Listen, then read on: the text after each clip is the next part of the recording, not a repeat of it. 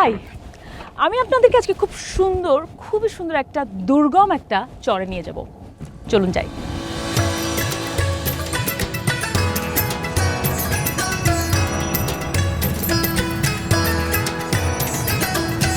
এটা চরঘোরজান।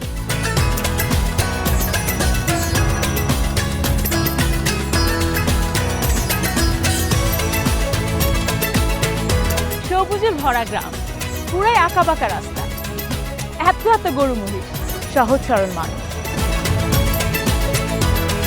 কি সুন্দর লাগছে তাই না? একেবারে রূপকথার গল্পের মতো। বাট এই রূপকথার গল্পের মধ্যে কত কি বিপজ্জনক ব্যাপার আছে, এখন আমি আপনাদেরকে সেটা বলবো।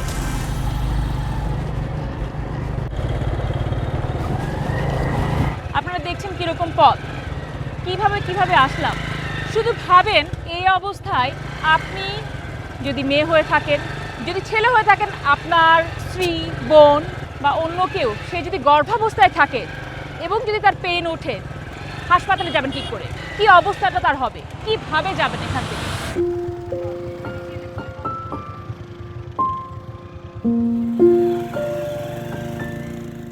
আমি এখন এমন একটা বাসায় যাচ্ছি, তখন যে মহিলা বাচ্চা প্রসব করেছিল তখন এই চরে কোনো রকম স্বাস্থ্যসেবা ছিল না। তখন তিনি কি ডিফিকাল্টিস ফেস করেছেন, সেই ঘটনায় তার মুখ থেকে শুনবো। আপনার বাচ্চার বয়স কত? 8 মাস। তো ও যখন হয়েছে তখন তো এখানে কোনো কিছুই ছিল না, ঝামেলা হয় বা শরীরটা খারাপ, তাই না? হতেই পারে। তো তখন কি করতেন আপনারা? ওপার নিয়ে যায়, ওপার গেতে গেলে টিহাও লাগে, তারপরে কত দেরি আর হেঁটে তো তা না। তো যাওয়া আসার তো দেখলাম কি খুবই দুর্গম পথ, একেবারে মোটরসাইকেলে করে হেঁটে নৌকা পার হয়ে, অসুবিধে, খুব অসুবিধা। নেওয়া। তো ইমার্জেন্সি হলে কি করেন? তাহলে তো মনে হয় অনেক অঘটনও ঘটে। কত ঘটেই তো।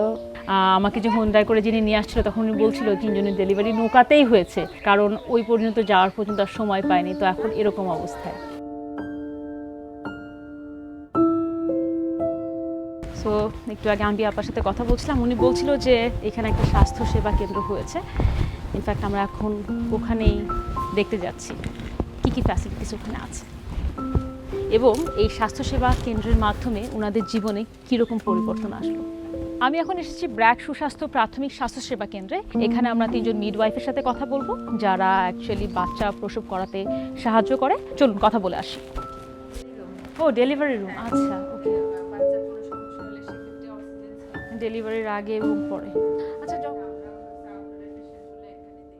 নর্মাল ডেলিভারির সময় কি আপনারা কি খুব বেশি কমপ্লিকেশনস কখনো পেয়েছেন, নাকি আপনারা আগে থেকেই বুঝতে পারেন? আমরা আগে থেকেই অনেকটা বুঝতে পারি। তখন হচ্ছে যদি মনে হয় যে সমস্যা হবে, তাহলে আগে আমরা সময় নিয়ে রেফার করি। এখানে এখন পর্যন্ত 69 জন নর্মাল ডেলিভারি হয়েছে। টোটাল কতজন এসেছিল আপনাদের এখানে? আমাদের এখানে 80 জন পেশেন্ট এসেছে। আর বাকি 11 জনের কি হয়েছে? 11 জনকে বিভিন্ন কারণে রেফার করা হয়েছে। তার মধ্যে 4 জনের সি সেকশন হয়েছে এবং বাকি জনের হচ্ছে নর্মাল। আমি দেখলাম এখানে আলট্রাসোনোগ্রাম আছে, তারপরে মানে যতটুকু আগে থেকে পরীক্ষা নেওয়ার যতটুকু মিনিমাম ব্যবস্থা, সেটা তো আপনাদের এখানে আছে। আপনারা আসার আগ পর্যন্ত এখানকার মানুষরা কিভাবে ডেলিভারির সময় কি করতো? আমরা আসার আগ পর্যন্ত ওনারা হচ্ছে বাসায় ডেলিভারি করতো।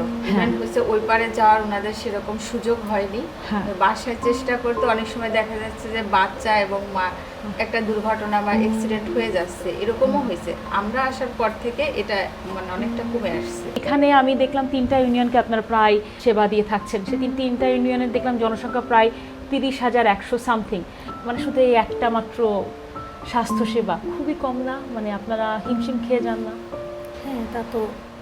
হ্যাঁ, মানে সরকারের পক্ষ থেকে বা বিভিন্ন অর্গানাইজেশন থেকে যদি এরকম আরও স্বাস্থ্যসেবা হয়, তাহলে হয়তো বা মানুষের জন্য একটু হলেও উপকার বেশি হতো।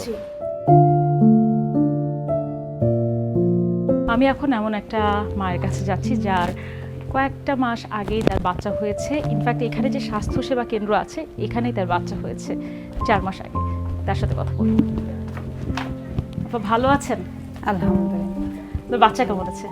আছে, ভালো আছে, আলহামদুলিল্লাহ। আমি তো দেখলাম যে শুনলাম আপনাদের এখানে একটা যে স্বাস্থ্যসেবা কেন্দ্র হয়েছে ওখানে আপনার বাচ্চা হয়েছে। হ্যাঁ। মানে যেই মাসে হয়েছে সেই মাসে আপনার বাচ্চা হয়েছে? অক্টোবরে আমার এখানে যখন ব্যথা উঠছে, তো আমি মানে তো প্রথমে ভয় পেয়ে গেছিলাম, কোথায় যাব, মায়ের বাড়ি তো অনেক দূর। পরে এখানে এই আপারা সব সাহস দিল, তো এইখানেই আমার ডেলিভারি সুন্দরভাবে। আমার খুব আনন্দই হয় যে এইখানে মানে চরের মধ্যে যেহেতু এখানে স্বাস্থ্য কেন্দ্র হয়েছে, ভয় নাই, সেই ভয়টা নাই আগে যে ছিল যে হঠাৎ করে যদি যে কিছু হয়ে যায় ও মানে ওই নদী পার দিয়ে কেমনে যাব, কি হবে, কি সমাচার। যেই এইটা করছে তাকে অনেক দোয়া। হ্যাঁ, অনেক দোয়া। সেটাই আশা করি যে যেরকম চর হোক, গ্রামে হোক, আরো অনেক বেশি যেন স্বাস্থ্যসেবা কেন্দ্র হয়, আপনারা যেন আরো সুবিধা পান। সেটাই দোয়া করেন, আপনারাও একটু চেষ্টা করেন আমাদের সুবিধার কারণে, অবশ্যই আমাদের জানি সুবিধা হয়।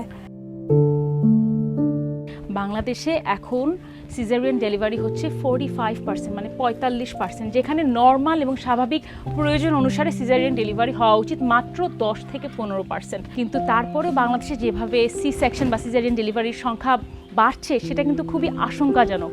আপনার মাধ্যমে হোক, আমার মাধ্যমে হোক, আমাদের সবার মাধ্যমে হোক, জনসচেতনতা বাড়ুক এবং অবশ্যই এই সি সেকশন বা সিজারিয়ান ডেলিভারি কমাক, এই প্রত্যাশা আমাদের থাকবে।